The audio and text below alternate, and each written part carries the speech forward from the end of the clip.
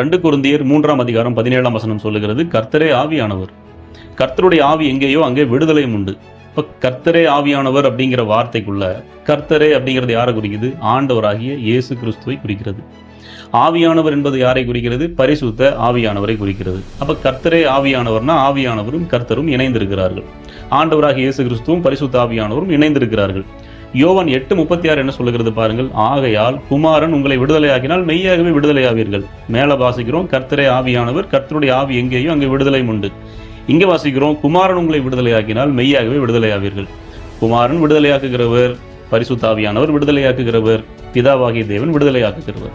அப்ப 3 பேரும் ஒரே விதமான வேலையை செய்கிறார்கள். அது மனிதர்களுக்கு கொடுக்கிற விடுதலை. எதிலிருந்து விடுதலை? பாவம், சாபம், இப்படிப்பட்ட விஷயங்கள் இருந்து விடுதலை கொடுத்து நீதிமான்களாக மாற்றி தம்முடைய சமூகத்தில் சேர்த்துக் கொள்ளும்படி தேவன் அப்படிப்பட்ட விஷயங்களை செய்து கொண்டிருக்கிறார். அப்போ ஒருபோதும் அவருடைய சத்தியம் என்பது மாறவே மாறாது. ஒன்றை உங்களுக்கு ஞாபகப்படுத்த விரும்புகிறேன். ஆதி திருச்சபை உருவான போது பெந்தேகோஸ்தே நாள் அன்றைக்கு பரிசுத்த ஆவியானவர் பகிரங்கமாக ஊற்றப்பட்டார். அவர்கள் எல்லாரும் பல்வேறு விதமான நாடுகளிலே உபயோகத்தில் இருக்கிற வார்த்தைகளை பேசினார்கள். அப்போ மற்ற கூடி வந்திருக்கிற ஜனங்கள் என்ன பண்ணாங்க அப்படின்னா, எப்படி சிந்திச்சாங்க அப்படின்னா, இவர்கள் மதுபானம் பண்ணி அமளி செய்து கொண்டிருக்கிறார்கள், வெறி கொண்டு பேசி கொண்டிருக்கிறார்கள் நினைச்சாங்க. ஆனா பேதுரு தெளிவாய் சத்தியத்தை பேசி 3000 பேர் ரட்சிக்கப்பட்டார்கள் அப்படிங்கிறத பார்க்கிறோம். அப்ப ஜனங்கள் பரிசுத்த ஆவியானவர் செயல்படும் போது அது பரிசுத்த ஆவியானவரால் செயல்படுகிற காரியமா இல்ல மதுபானத்தினால நிறைந்து வெறி கொண்டு நடக்கிற காரியமா அப்படின்னு நிதானிக்க அவர்களுக்கு தெரியல. சத்தியத்தை அறிந்தவர்கள் மட்டும்தான் எது சரியான சத்தியம், எது தவறு, எது உளறல், எது சரியானது அப்படின்னு சொல்லி நிதானிச்சு பார்ப்பாங்க. அப்படி நிதானித்து பார்க்க முடியாத போது தடுமாறுவாங்க. அந்த மாதிரி இந்த காலத்துல நான் பரிசுத்த ஆவியானவரை கொண்டு பேசுகிறேன், நான் அபிஷேகத்தினாலே பேசுகிறேன், நான் தீர்க்க தரிசன ஆவியினாலே பேசுகிறேன் என்று பேசுகிறவர்கள் எல்லாருமே சரியான பரிசுத்த ஆவியானவரை கொண்டுதான் பேசுகிறார்களா அப்படிங்கிறது முழு சந்தேகமாக இருக்கிறது. ஏன் அப்படிப்பட்டதாக இருக்கிறதுனா, அவங்க பேசுகிறதும் அவங்க செய்கிறதும் அவர்களுடைய நடவடிக்கைகள் அத்தனையுமே பரிசுத்த வேதத்தின் சொல்லப்பட்ட சத்தியத்துக்கு வெகுமுரணாக இருக்கிறது. அப்போ ஒன்றை நிச்சயமாக நம்ம தெரிந்து கொள்ளலாம், அவங்க மேல இருக்கிறது பரிசுத்த ஆவியானவர் அல்ல, அவர்களுக்குள்ளே இருப்பது அபிஷேகம் அல்ல, ஆவியானவருடைய அபிஷேகம் அல்ல, சாத்தான் மிக ஸ்ட்ராங்காக அவங்க மேல இறங்கி இருக்கிறான் அப்படிங்கிறது தெளிவா தெரிஞ்சுக்கலாம். ஏன்னா வஞ்சக ஆவி அவர்களுக்குள்ளே இறங்கி சத்திய வேதத்துக்கும் வேத பிரமாணத்துக்கும் விரோதமாக பேசி செய்து ஜனங்களை திசை திருப்பி கொண்டிருக்கிறான் அப்படின்னு கண்டுபிடிக்கல அப்படின்னா நாம சரியான சத்தியத்தை அறிந்து கொள்ளவில்லை என்று அர்த்தம்.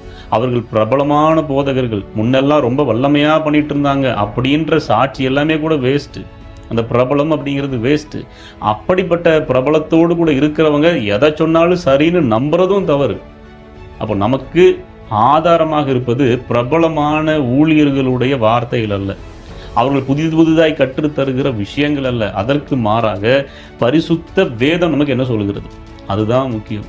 அப்போ முதல்ல நாம தீர வாசிக்க வேண்டியதும் தியானிக்க வேண்டியதும் பரிசுத்த வேதாகமத்தின் வார்த்தைகள் தான். அதுலதான் ஒரு மனிதன் எப்படி நடக்க வேண்டும், நடக்கக்கூடாது, எதை பேச வேண்டும், எதை பேசக்கூடாது, எதை புசிக்க வேண்டும், எதை புசிக்க கூடாது, என்ன செய்ய வேண்டும், என்ன செய்யக்கூடாது, எல்லாம் தெல்ல தெளிவாக கொடுக்கப்பட்டிருக்கிறது.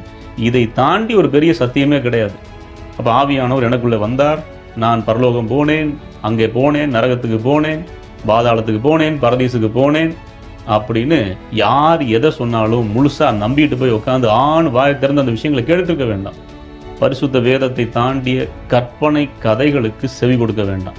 நமக்கு அப்போஸ்தலர்கள் இருக்கிறாங்க, தீர்க்கதரிசிகள் இருக்காங்க, எல்லாவற்றையும் தாண்டி ஆண்டவராகிய இயேசு கிறிஸ்து சொன்ன வார்த்தைகள் இருக்கிறது. பரிசுத்த ஆவியானவர் ஆதி திருச்சபையிலே வெளிப்பட்ட வார்த்தைகள் இருக்கிறது. நிருபங்கள் மூலமாக கொடுக்கப்பட்ட ஒழுக்க விதிகள் இருக்கிறது. அதை தாண்டி ஒன்றுமே நமக்கு தேவையில்லை. அப்போ சில விஷயங்களை சொல்றாங்க அப்படின்னா சில இடங்களில் பரிசுத்த ஆவியானவர் நமக்கு நல்ல காரியங்களை ஞாபகப்படுத்துவார். சரி, அது வேத வசனத்தோடு ஒத்து போகிறதான்னு பார்த்து கீழ்ப்படிய கற்றுக்கொள்ளணும். அது வேத வசனத்தோடு ஒத்து போகலை அப்படின்னா அவங்கள விட்டு முற்றிலும் விலகுவதற்கு ஆயத்தமா இருக்கணும். சின்ன சின்ன வீடியோ கிளிப்பிங்ஸ் எல்லாம் பாருங்க, இது பரிசுத்த ஆவியானவரால் உண்டானதா அல்லது சாத்தானால் உண்டாகிற கேட்டுக்கு கொண்டு போகிற வஞ்சகமான விஷயமா அப்படின்னு நீங்களே பார்த்து கண்டுபிடிச்சிடலாம்.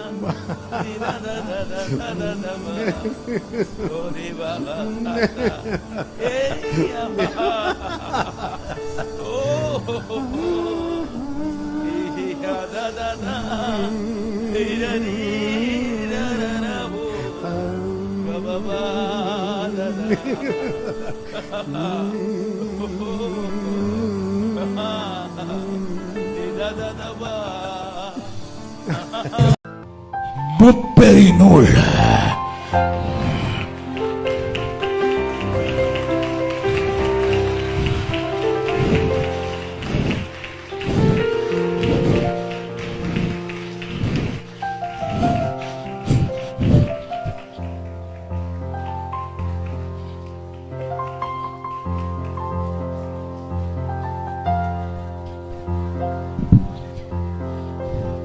சாத்தா அடிக்கத்தானே செய்யும். என்ன பேச மாட்டீங்க?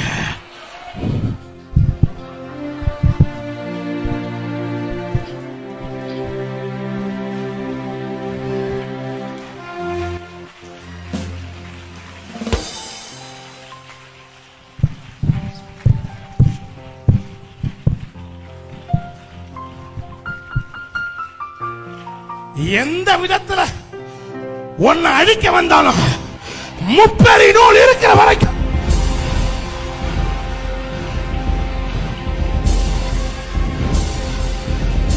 யாராலையும் உன்னை நெருங்கும்